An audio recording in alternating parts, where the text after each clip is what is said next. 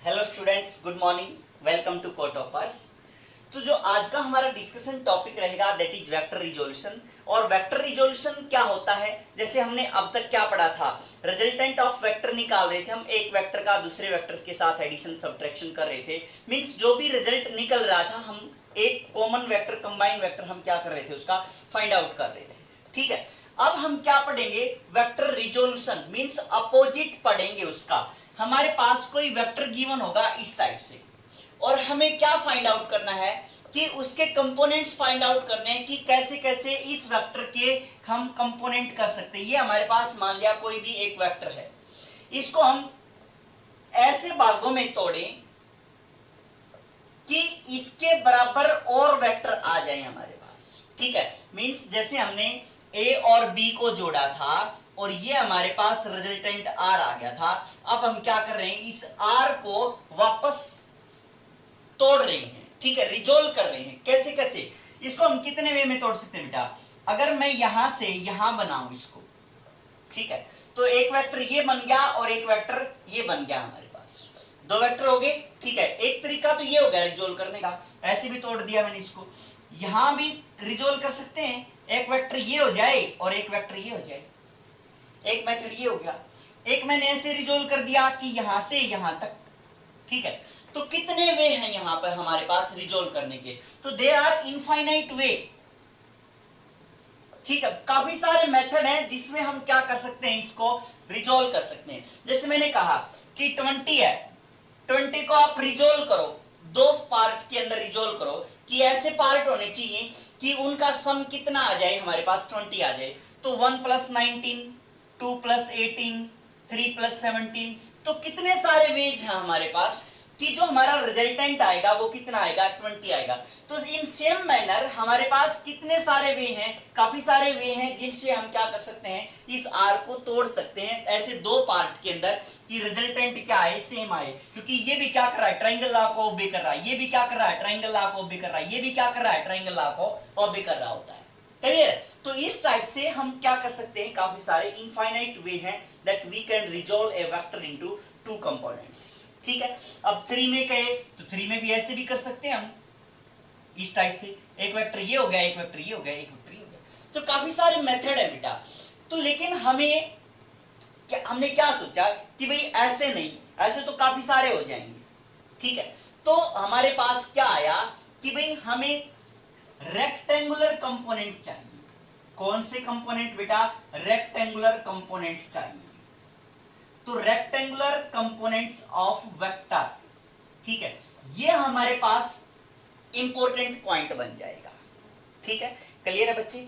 हाँ, एक बात देखो, अगर ये ऐसे बोलता ना कि भाई आपके नॉर्थ डायरेक्शन में एक वेक्टर तो क्या होना चाहिए, नॉर्थ डायरेक्शन में होना चाहिए, इतने मीटर पे होना चाहिए, एक वेक्टर दूसरा वेक्टर चाहे कोई भी मान लो, तो हमारे पास क्या होते, अगर इसने क्या कर दिया, डायरेक्शन को डिफाइन कर दिया, डायरेक्शंस को क्या कर दिया बेटा, डिफाइन कर दिया, तो हमारे पास ओनली वन मेथड होता है।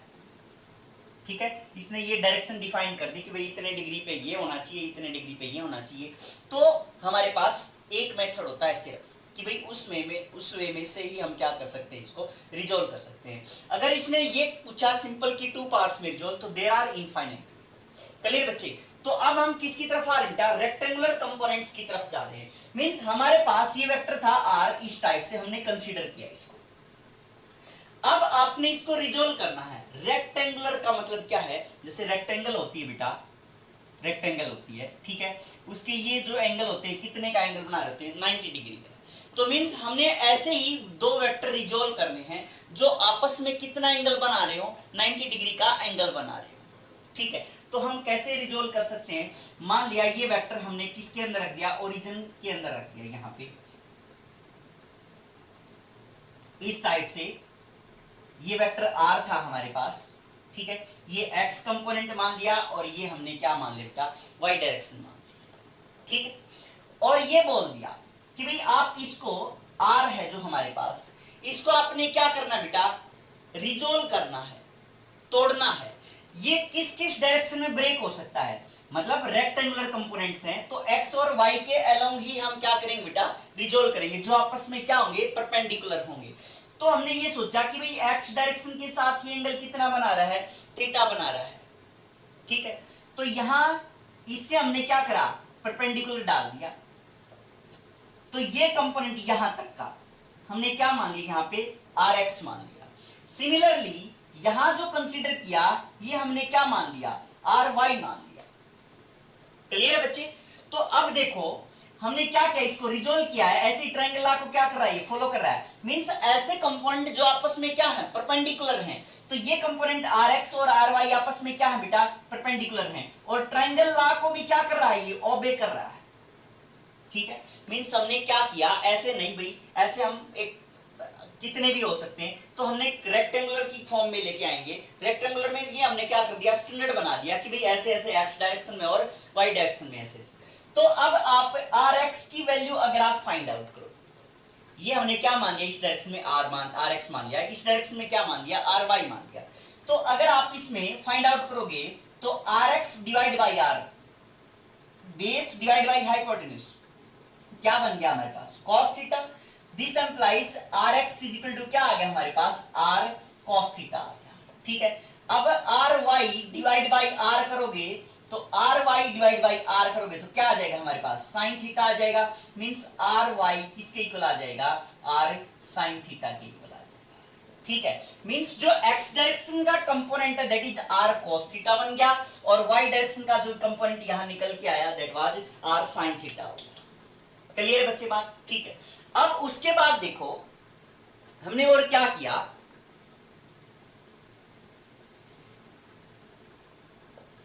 दो इक्वेशन आ गई हमारे पास, एक इक्वेशन ये आ गई, एक इक्वेशन ये आ गई, ठीक है। सिंपल आप स्क्वेयरिंग एंड एडिंग करोगे तो are X square plus R Y square, है ना, आर एक्स का स्क्वेयर प्लस आर वाई का स्क्वेयर इज इक्वल टू क्या हो जाएगा, R square cos square theta, R square cos square theta plus R square sin square theta आ जाएगा, है ना, R square sin square theta आ जाएगा। तो आर एक्स का square plus R Y square is equal to क्या आ गया, आर स्क्वायर आ गया, क्योंकि कॉमन आने के बाद sin square theta plus cos square theta 1 हो जाएगा। तो मींस हमारे पास जो आर आया that is under root of r x square plus में आर ए वाई स्क्वायर आ गया, ठीक है। तो इस टाइप से हमने वेक्टर को रिजोल्व कर दिया टू पार्ट्स के अंदर, टू कंपोनेंट्स के अंदर, ठीक है, एक्स और वाई वाले पार्ट के अंदर। क्लियर बच्चे बात। अच्छा अब अगर आप इस इक्वेशन को डिवाइड करोगे तो ये एंगल थीटा भी निकल आएगा। जैसे हमने कहा कि r y divide by means divide 2/1, divide equation 2/1 अगर आप कर रहे हो तो r y divide by r x क्या आ जाएगा, r sine theta divide by में आर ए cos थीटा आ जाएगा, एक आर से आर कैंसिल, तो r y by r x is equal to क्या आ गया बेटा, टेंजेंट थीटा। मींस तो थीटा आया है दैट इज इक्वल टू क्या है, tangent inverse r y divide by में आर एक्स आ गया, ठीक है। तो इस साइड से हमने क्या कर लिया, इसका एंगल भी फाइंड आउट कर लिया कि ये कंपोनेंट यहां पे है, ये कंपोनेंट यहां ऐसे है, ठीक है। अच्छा अब अगर वेक्टर ऐसे गिवन हो, ऐसे गिवन हो कि ये हमारे पास आर एक्स गिवन है इस टाइप से, और ये एंगल कितना बना रहा है बेटा, थीटा बना रहा है, सॉरी ये आर गिवन है, ये एक्स है और ये वाई है, ठीक है। तो आपने इसको क्या करना है, रिजोल्व करना है। रिजोल्व करना है तो एक बात आपके माइंड में कंफर्म है कि ये किसकी तरफ जा रहा है बेटा, ये अगर आपने ऐसे फोर्स लगाई, मान लिया कोई भी फोर्स ऐसे लगा रहे हो तो सीधी सी बात है ये इस डायरेक्शन में भी जा रहा है और इस डायरेक्शन में भी जा रहा है। तो ऐसे ही ये वेक्टर है जो, इसका मतलब क्या है कि ये इस डायरेक्शन में भी गया और इस डायरेक्शन में भी गया। मींस इस डायरेक्शन में जाने का मतलब क्या हुआ कि इस डायरेक्शन में इतना गया, ये इस डायरेक्शन में इसका मैग्नीट्यूड इतना है और इस डायरेक्शन में इसका मैग्नीट्यूड इतना है। समझ गए बात, ठीक है। मींस ये पॉजिटिव एक्स डायरेक्शन में जाएगा और ये किस में जाएगा, पॉजिटिव वाई डायरेक्शन में गया, ठीक है। मींस ये दो डायरेक्शन में गया है, एक तो positive x and positive y direction में गया है। अब अगर आप इसकी बात करो तो ये वेक्टर एक्चुअल में इस डायरेक्शन में गया है ना, वेक्टर इस डायरेक्शन में गया है, तो मींस ये किस किस में गया है, एक तो पॉजिटिव एक्स डायरेक्शन में गया है और नेगेटिव किस में गया बेटा, वाई डायरेक्शन में गया है ना, नेगेटिव वाई डायरेक्शन में गया। मींस ऐसे आपको रिजोल्व करना आना चाहिए। तो सीधी सी बात है कि आर एक्स और आर वाई जो बनेंगे हमारे पास, आर एक्स क्या बनेगा, आर एक्स क्या बनेगा बेटा, आर कॉस थीटा, क्योंकि यहां से अगर आप परपेंडिकुलर डालोगे, यहां से आपने परपेंडिकुलर डाला तो क्या बनेगा, यहाँ पे ये हो जाएगा हमारे पास आर एक्स और ये क्या बन जाएगा हमारे पास आर वाई। वैसे ही तो आर एक्स बाई आर क्या आ जाएगा, आर कॉस थीटा आ जाएगा, और यहाँ पे क्या आ जाएगा, ऐसे ही आर वाई क्या आ जाएगा हमारे पास से आर ए साइन थीटा आ जाएगा। मींस अब जो हमारे पास रेक्टेंगुलर कंपोनेंट्स होंगे, इसमें रेक्टेंगुलर कंपोनेंट्स कौन से थे बेटा, एक तो ये था हमारे पास, ठीक है, और आर वाई ये ऐसे है, तो हमने क्या किया यहाँ पे आर वाई इसके बिल्कुल सेम मैग्नीट्यूड का हमने यहाँ पे कर दिया, और ये क्या बना दिया हमने आर वाई। मींस ये दो वेक्टर भी आपस में क्या है, म्यूचुअली परपेंडिकुलर, क्योंकि पैरेलल वेक्टर हो गए ना ये, तो सेम डायरेक्शन है, सेम मैग्नीट्यूड है, तो वही वेक्टर है ये। तो आर एक्स आर वाई ये कंपोनेंट हो गया हमारे पास। अब अगर यहां बात करो आप, तो यहां कौन कौन से होंगे, एक तो ये हो गया आर एक्स, ठीक है, ये कंपोनेंट हो गया हमारे पास, ये आर एक्स हो गया। आर वाई कौन सा, ये वाला कंपोनेंट, क्योंकि इसके बराबर हम क्या करेंगे, यहाँ पे कट करेंगे, तो ये जो कंपोनेंट आएगा ये कौन कौन से आ जाएंगे बेटा, आर एक्स और आर वाई आ जाएंगे। क्लियर है बात, ठीक है। सिमिलरली अगर आप यहां हैं तो क्या आ जाएंगे, एक कंपोनेंट ये होगा और एक कंपोनेंट ये होगा, ठीक है।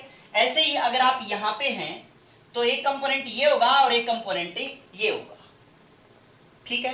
कोई डाउट तो नहीं यहां तक। अच्छा अब देखो, अब एंगल अगर ये होता,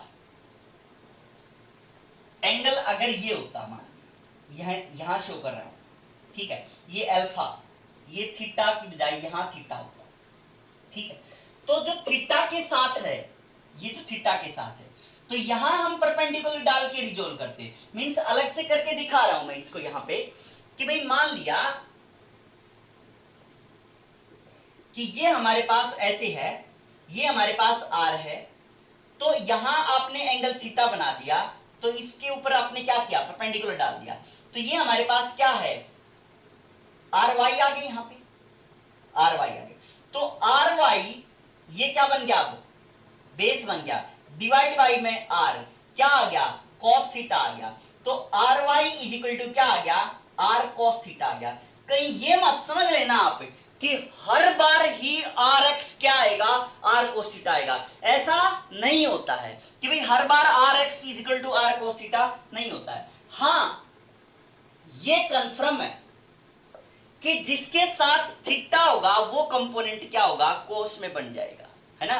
मींस आर वाई किसके इक्वल आएगा, क्योंकि थीटा किसके साथ बना हुआ है, इस कंपोनेंट के साथ बना हुआ है ना, तो ये कंपोनेंट क्या आ गया, आर कॉस थीटा हो गया, ठीक है। अब दूसरा कंपोनेंट ये बच गया, तो ये आर एक्स जो आएगा, आर एक्स बाई आर अगर हम करें तो ये क्या है एक्चुअल में, ये आर एक्स होगा, तो ये भी क्या होगा एक्चुअल में आर एक्स हो जाएगा बेटा, ठीक है, क्योंकि यहाँ इतनी डिस्टेंस ये, तो are x by r, r यहाँ पे क्या बन जाएगा, साइन थीटा बन जाएगा। तो are x is equal to क्या आ जाएगा हमारे पास, आर साइन थीटा आ जाएगा, ठीक है। तो अब आपने एक चीज ध्यान रखनी है कि भाई जिसके साथ एंगल ये थीटा बन रहा है वो तो क्या आएगा, कॉस की टर्म में आएगा, और जो दूसरा बच जाएगा वो क्या आ जाएगा हमारे पास, आर साइन थीटा बन जाएगा, ठीक है। अगर मैं यहाँ पे लिखूं ये थीटा है, तो सीधी सी बात है ये क्या आना चाहिए हमारे पास, आर कॉस थीटा आना चाहिए, और ये क्या आ जाएगा अपने आप आर साइन थीटा। अब हमें ये तो पता लग गया कि इस वेक्टर से ये कंपोनेंट होंगे, तो कौन सा थीटा बनेगा, ये एंगल थीटा हो। अगर इसमें पूछूं मैं आपसे कि भाई यहां बताओ आप, ये एंगल क्या है, थीटा है, तो सीधी सी बात है ये क्या आ जाएगा हमारे पास, क्योंकि अब हमें ये पता लग गया कि ये ऐसे है, तो जो रिजोल्यूशन होगा एक ये होगा और एक ये होगा, है ना। तो इसका मतलब ये क्या हो जाएगा, आर कॉस थीटा हो जाएगा, ये क्या हो जाएगा, आर साइन थीटा हो जाएगा, ठीक है। ऐसे पूछूं मैं यहाँ पे, ये एंगल थीटा है, तो ये क्या हो जाएगा, आर कॉस थीटा हो जाएगा, और ये क्या बन जाएगा, आर साइन थीटा बन जाएगा, ठीक है। बता दोगे ना अब तो, कि कोई भी पूछ ले, यहां से पूछा हमने ऐसे कि ये एंगल थीटा है, तो ये आर है, तो क्या हो गया, ये हो गया, तो ये क्या बन जाएगा, आर कॉस थीटा, और ये क्या बन जाएगा, आर साइन थीटा। मींस जिसके साथ एंगल बना हुआ उसको कॉस की टर्म में लिख दो, बाकी को क्या लिख दो बेटा, साइन की टर्म में लिख देंगे, ठीक है। ये टर्म्स पता होना चाहिए कि आया कहां से, आया ये ऐसे, ट्रिग्नोमेट्री की हेल्प से आया ये, ठीक है, आया ऐसे, पर पता होना चाहिए, ठीक है। तो अब बार बार हम इतना टाइम नहीं लगाएंगे जब हम क्वेश्चन सोल्व कर रहे होंगे, ठीक है, तो अब इसके ऊपर क्या करें बेटा, हम क्वेश्चन सोल्व करेंगे कि भाई वेक्टर को हम कैसे रिजोल्व करेंगे, कैसे कंपोनेंट्स उसके हम x डायरेक्शन में कंपोनेंट फाइंड आउट करेंगे, कैसे हम उसके y डायरेक्शन में कंपोनेंट फाइंड आउट करेंगे। ठीक है, तो हमने एक क्वेश्चन लिया बेटा यहाँ पे कि मान लिया एक ब्लॉक था और इस ब्लॉक के ऊपर क्या लगा रखी है हमने, फोर्स लगा रखी है। ऐसे ये ब्लॉक था हमारे पास और इस ब्लॉक के ऊपर हमने मान लिया कि भाई 15 न्यूटन की फोर्स लगा, ठीक है, and this force is making an angle of 30 degree या 37 डिग्री लिख लिया। ठीक है, आपकी पता भी चल जाएगा आपने वैल्यू याद किया नहीं की। तो यहाँ पे कितना हो गया बेटा, 37 डिग्री हो गया। अब फोर्स ऐसे है तो जो वेक्टर रिजोल्यूशन करोगे आप तो आपके माइंड में ये तो आ गया कि हाँ एक ये होगा और एक ये हो जाएगा। ठीक है, तो मैंने पूछा कि अगर फोर्स 15 न्यूटन लग रही है तो find the component of force, find the component of force, component of force along x and y direction. ठीक है, या ऐसे पूछ लें कि अलोंग हॉरिजेंटल और वर्टिकल। ठीक है, इस टाइप से भी पूछा जा सकता है, हॉरिजेंटल और वर्टिकल डायरेक्शन। तो क्या आएगा बेटा यहाँ पे, सीधी सी बात है, ये क्या हो जाएगा 15 cos 37 और ये कितना बन जाएगा हमारे पास यहाँ पे 15 sin 37 हो जाएगा। ठीक है, तो 15 इंटू में cos 37 कितना होता है 4/5, तो ये हमारे पास कितनी आ बेटा 12 न्यूटन फोर्स आ जाएगी और इस डायरेक्शन में कितनी आ जाएगी 15 इंटू में 3/5, तो इस डायरेक्शन में कितनी आ जाएगी बेटा 9 न्यूटन फोर्स आ जाएगी। ठीक है, तो मींस अगर आप इस ब्लॉक को यहां बांध के इस टाइप से और अगर ऐसे खींचते हो तो ये ऊपर की तरफ भी जा रहा होता है और आगे की तरफ भी जा रहा होता है। तो जो ऊपर की डायरेक्शन में फोर्स लग रही है वो कितनी लग रही है 19 न्यूटन लग रही है और इस डायरेक्शन में हॉरिजॉन्टल जो आगे की तरफ जा रहा है, जो आगे की तरफ ले जा रही है फोर्स, उस डायरेक्शन में कितनी लग रही है बेटा 12 न्यूटन फोर्स लग रही है यहाँ पे। क्लियर बच्चे, तो इस टाइप से आप से क्वेश्चन पूछे जाएंगे। ऐसे ही मान लिया कि भाई एक हमने मान लिया कि एरोप्लेन है, ठीक है, और वो जब एरोप्लेन क्या बेटा जब भी फ्लाइट लेता होता है तो इस डायरेक्शन में ऐसे मूव कर रहा होता है। ठीक है, तो अपने जो उसका रोड होता है उससे फ्लाइट ले रहा होता है। तो मान लिया कि भाई 80 किलोमीटर पर आवर की स्पीड से ये जा रहा है इस इंक्लिनेशन के ऊपर। ठीक है, और ये इंक्लिनेशन जो दे रखा है दैट इज 30 डिग्री मान लिया कि 30 डिग्री इंक्लिनेशन से 80 किलोमीटर पर आवर की स्पीड से एक एरोप्लेन जा रहा है यहां से ऐसे ऐसे चला गया। तो इसकी स्पीड इतनी दे रखी है, तो find speed, find component of speed पूछ लिया या फाइंड वेलोसिटी। ठीक है, वेलोसिटी कंपोनेंट, ठीक है, या पूछ लेते हैं बेटा कि फाइंड वेलोसिटी कंपोनेंट इन, ये क्या है इस डायरेक्शन में क्या हो जाएगी वेलोसिटी हो जाएगी, है ना, इस पर्टिकुलर डायरेक्शन में क्या बन जाएगी वेलोसिटी हो जाएगी। तो find velocity component in horizontal and vertical direction, या यू पूछ ले कि along earth surface and vertical to the earth surface. तो इस टाइप से अगर वो पूछेगा तो यहाँ क्या आ जाएगा बेटा, सीधी सी बात है, हमने वेक्टर को रिजोल्व करना आना चाहिए। मींस यहाँ पे क्या आ जाएगा 80 cos 30 और यहाँ पे क्या आ जाएगा 80 sin 30 आ जाएगा। ठीक है, तो cos 30 की वैल्यू क्या होती है √3/2 होती है, तो यहाँ पे क्या आ गया √3/2 दैट इज 40√3 आ गया, और यहाँ पे कितनी होती है 1/2 होती है, मींस क्या आ गया 40 आ जाएगा। ठीक है, तो इस डायरेक्शन में 40 की स्पीड से 40 किलोमीटर पर आवर की स्पीड से, और इसमें क्या आ जाएगी बेटा 40√3 की आ जाएगी वेलोसिटी का। ये कंपोनेंट हॉरिजॉन्टल वाला ये आ जाएगा और वर्टिकल वाला ये कंपोनेंट आ जाएगा। कि जैसे मान लिया हमने यहाँ पे कोई इस टाइप से स्लोप बनी हुई थी और उसके बीच जो एंगल दे रखा था वो 37 डिग्री का एंगल दे रखा था, और यहाँ पे एक व्हील चेयर रखी हुई थी, ठीक है, इस टाइप से, और उसके ऊपर एक आदमी बैठा हुआ था। ठीक, तो इन दोनों का जो वेट दे रखा था वो 90 केजी दे रखा, जो मास दे रखा था इन दोनों का 90 केजी दे रखा था। ठीक है, तो मास 90 केजी है तो हमारे पास यहाँ पे क्या आ जाएगा, जो फोर्स लगेगी mg आ जाएगा, मींस कितना आ जाएगा 900 न्यूटन आ जाएगा। क्लियर बच्चे, अब क्या पूछा गया कि find the component of weight. ठीक है, कंपोनेंट ऑफ वेट, पहला अलोंग द स्लोप, ठीक है, इस स्लोप के साथ साथ, और दूसरा क्या है, परपेंडिकुलर टू द स्लोप। इस स्लोप के क्या पूछा गया बेटा, परपेंडिकुलर पूछा गया। तो सीधी सी बात है कि ये स्लोप है हमारे पास, इस स्लोप का परपेंडिकुलर कंपोनेंट, इसके परपेंडिकुलर अगर हम डालेंगे तो ये आ जाएगा, और इसके अलोंग जो होगा वो ये वाला हो जाएगा, क्योंकि इस फोर्स को आप क्या कर रहे हो, ये फोर्स आपने कैसे रिजोल्व करी, ऐसे और ये ऐसे, मींस इसने जो डायरेक्शन कही रिजोल्व करने की वो पर्टिकुलर डायरेक्शन ये है। अब की बार क्या है, ये पर्टिकुलर डायरेक्शन है जो रिजोल्व करनी है हमें। मींस यहाँ पे क्या आ गया, ये 37 डिग्री आ गया, तो जिसके साथ में ये कितना आ गया एक्चुअल में 900 आ गया, तो ये क्या आ जाएगा हमारे पास 900 cos 37, और यहाँ पे कितना आ जाएगा 900 sin 37 आ जाएगा। ठीक है, तो यहाँ लिख दिया मैंने 900 cos 37 कितना आ जाएगा, 900 cos 37 कितना 4/5, तो 18 180, तो कितना आ गया बेटा ये 720 न्यूटन। ऐसे ही अगर आप ये लिखो तो 900 sin 37, तो 900 इंटू में कितना आ गया 3/5 आ गया। ठीक है, तो कितना आ जाएगा ये 540 न्यूटन। ठीक है, तो आपने क्या किया है, ये पर्टिकुलर डायरेक्शन फाइंड आउट किए कि इस डायरेक्शन में और इस डायरेक्शन में रिजोल्व करना है हमें, है ना। तो डायरेक्शन ये जरूरी नहीं थी, तो ये डायरेक्शन कैसे आई है एक्चुअल में, देखो हाँ ये एंगल 37 है, तो ये एंगल भी कितना हुआ है 37 हुआ है। मींस क्या है एक्चुअल में, ये कंडीशन देखो आप कि ये अगर 37 है तो ये क्या है एक्चुअल में, इसके परपेंडिकुलर है, ये इसके परपेंडिकुलर है, और इसके परपेंडिकुलर क्या है, ये है ना। ये एंगल कितना बेटा 90 है, और ये भी कितना है यहाँ पे 90 है। वैसे ध्यान रख लेना आप कि दो अगर परपेंडिकुलर, दो लाइंस के बीच एंगल थीटा है, तो उनके जो परपेंडिकुलर्स होंगे उनके बीच भी एंगल क्या आ जाएगा बेटा थीटा ही आ जाएगा। यहाँ 37 है तो ये भी कितना हो जाएगा 37 ही हो जाएगा, क्योंकि आप ये फाइंड आउट कर सकते हो कि भाई ये 37 है, ये 90 हो गया, तो ये कितना हो गया 53 हो गया, तो ये कितना आ जाएगा यहाँ पे 53 आ जाएगा।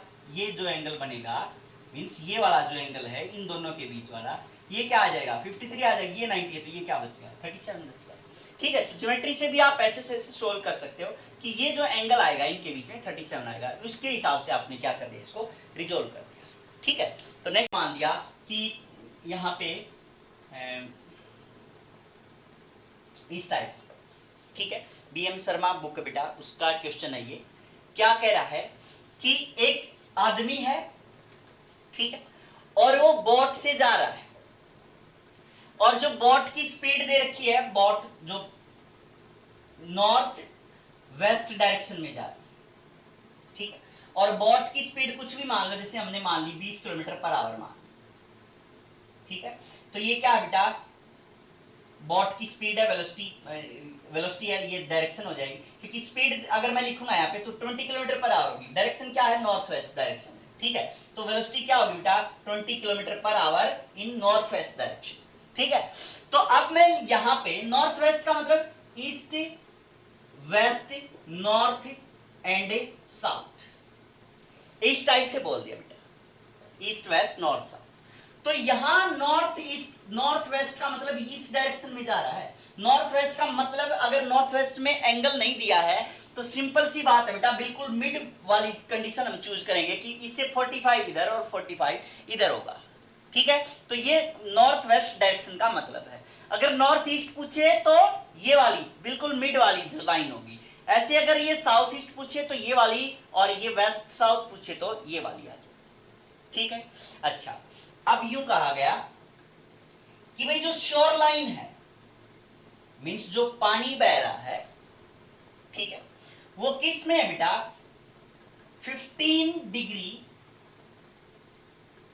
साउथ ऑफ वेस्ट बोल दिया। ठीक है, 15 डिग्री क्या बोल दिया बेटा 15 degree south of west, means west के साउथ में, वेस्ट से 15 डिग्री साउथ में, मींस हमारे पास कंडीशन कौन सी आ गई, ये कंडीशन आ गई बेटा कि इसके साथ कितना एंगल बना रहा है, ये 15 डिग्री का एंगल बना रहा है, और ये यहाँ पे क्या है एक्चुअल में जो शोर लाइन है उसकी बात चल रही है। ठीक है, ये शोरलाइन है, उसकी बात चल रही है। ये क्या है बेटा, बोट है जो किसकी स्पीड से 20 किलोमीटर पर आवर की स्पीड से चल रही है ऐसे, ठीक है। यहां एंगल हमने क्या कह दिया, 45 डिग्री, ठीक है। अच्छा, अब क्वेश्चन में क्या पूछा गया कि find component of velocity along shoreline. किसके अलोंग पूछ लिया बेटा, इस शोरलाइन के अलोंग पूछ लिया, ठीक है। एक बात बताऊं मैं, अगर ऐसे पूछता कि find the component of velocity along west direction, along north direction, ठीक है। अब क्या पूछ लिया, find component of velocity along shoreline, ठीक है। और दूसरा क्या पूछ लिया, परपेंडिकुलर टू द शोरलाइन, ठीक है। इसके पूछ लिया आपने, तो सीधी सी बात है बेटा, अगर वो इसके अलोंग पूछता ना कि अलोंग वेस्ट पूछता, ठीक है, तो हम क्या लिख देते, ये वेस्ट है, हम क्या लिख देते, अलोंग वेस्ट पूछता तो 20 यहां पे cos 45 डिग्री, यहां पे क्या आ जाता 20 sin 45 डिग्री। अगर किसके अलोंग पूछता, ये अलोंग नॉर्थ पूछता और अलोंग साउथ पूछता, तो ये लिख देते हम कि मींस यहां पे क्या आ जाता बेटा 20/√2 और यहां भी कितना आ जाता 20/√2 आ जाता। अब इसने इसके अलोंग नहीं पूछा कंपोनेंट, अब इसने इसके अलोंग पूछा, तो इसके अलोंग पूछा तो कोई बड़ी बात नहीं, तो हमें क्या फाइंड आउट करना पड़ेगा, इसका एंगल फाइंड आउट कर लेंगे हम। टोटल कितना हो जाएगा 45 ये और 15 ये, तो 45 + 15 कितना हो गया 60 डिग्री का एंगल हो गया। मींस अब हम क्या करेंगे, इस डायरेक्शन में रिजोल्व करेंगे तो हमारे पास क्या आ जाएगा, इसका कंपोनेंट कौन सा, cos, मतलब जो 20 cos 60 डिग्री, और एक इसके perpendicular to shore line, means यहां से इसके परपेंडिकुलर ऐसे होगा कुछ, ठीक है। तो ये भी कितना, ये कितना बन जाएगा हमारे पास यहाँ पे 20 sin 60 है ना। मींस ये वेलोसिटी v cos 60 और ये v क्या बन जाएगा बेटा sin 60 बन जाएगा, ठीक है। तो 20√3/2 और यहाँ पे कितना आ जाएगा 20/2, तो इस डायरेक्शन में कितना आ जाएगा बेटा 10 किलोमीटर पर आवर, और इस डायरेक्शन में कितनी आ जाएगी 10√3 किलोमीटर पर आवर, ठीक है। तो जो अलोंग कंपोनेंट है that is 10 kilometre per hour, और यहां पे है जो हमारे पास that is 10√3 kilometre per hour, ठीक बेटा। तो इस टाइप से हम क्या कर सकते हैं, वेक्टर रिजोल्यूशन के कंसेप्ट को सोल्व आउट कर सकते हैं। क्लियर बच्चे, थैंक यू।